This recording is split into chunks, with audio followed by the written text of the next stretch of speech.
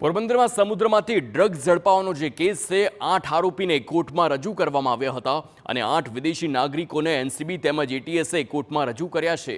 8 આરોપીના 7 દિવસના રિમાન્ડની માંગ કરવામાં આવી છે। આપને જણાવી દઈએ કે જે પ્રમાણે સમુદ્રમાંથી ડ્રગ્સ ઝડપાયું હતું અને તેની સાથે જ વિદેશી આરોપીઓ પણ ઝડપાયા હતા। કહેવામાં આવી રહ્યું છે કે આ ઈરાની આરોપીઓ હતા અને તે ડ્રગ્સ સાથે ઝડપાયા હોવાનું સામે આવ્યું છે।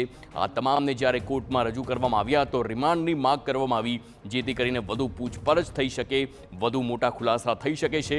તો 8 આરોપીના 7 દિવસના રિમાન્ડની માંગ કરવામાં આવી છે અને જોવાનું એ રહેશે કે આવનારા સમયમાં કેટલા દિવસના તેમને રિમાન્ડ મળે છે અને તેમની પૂછપરછમાં વધુ શું ખુલાસા થઈ શકે છે।